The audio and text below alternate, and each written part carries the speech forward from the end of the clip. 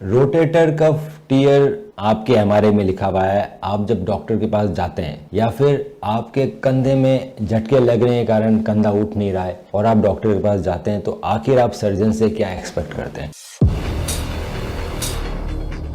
तो दोस्तों, जब भी कंधे में चोट लगती है, चाहे आप यंग एज के हो या आप ओल्डर एज ग्रुप में हो, और आपका हाथ जाम हो गया या उठ नहीं रहा है, तो आप डॉक्टर के पास जाते हो। डॉक्टर आपको फिजिकल एग्जामिनेशन से पता लगाने की कोशिश करते हैं कि क्या आपको रोटेटर कफ में डैमेज है या आपका कंधा जाम हो गया, फ्रोजन शोल्डर है। इन दोनों को डिफ्रेंशिएट करना जरूरी होता है। कई बार जब मालूम पड़ता है कि रोटेटर कफ में डैमेज है, डॉक्टर फिजिकल एग्जामिनेशन पता लगाता है कि आखिर वो पार्शियल टियर है या कंप्लीट टियर है और कौन सी मसल ग्रुप का इन्वॉल्वमेंट है इसमें। 4 मसल ग्रुप रहती है रोटेटर कफ में: सबस्कैपुलरिस, सुप्रास्पाइनटस, इंफ्रास्पाइनटस और टीरिस माइनर। तो आखिर इन चारों में से किसका इन्वॉल्वमेंट है वो फिजिकल एग्जामिनेशन से पता पड़ता है। इसके बाद आपको एक्सरे सजेस्ट किया जा सकता है देखने के लिए कि आपकी जो बोन्स हैं उसकी क्वालिटी कैसी है, उसमें आर्थराइटिस तो डेवलप नहीं हो रही या फिर कहीं ह्यूमरस ऊपर की तरफ तो नहीं चली गई है। लॉन्ग स्टैंडिंग रोटेटर कफ में ह्यूमरस ऊपर चली जाती है और हमारा जो शोल्डर है वो डीजनरेट होने लगता है। एक्सरे के साथ साथ डॉक्टर आपको एमआरआई एडवाइस करता है। एमआरआई में हमें पता लगता है कि आखिर रोटेटर कफ का स्टेटस क्या है। एक बार आपका डायग्नोसिस डॉक्टर बना लेते हैं एमआरआई और फिजिकल एग्जामिनेशन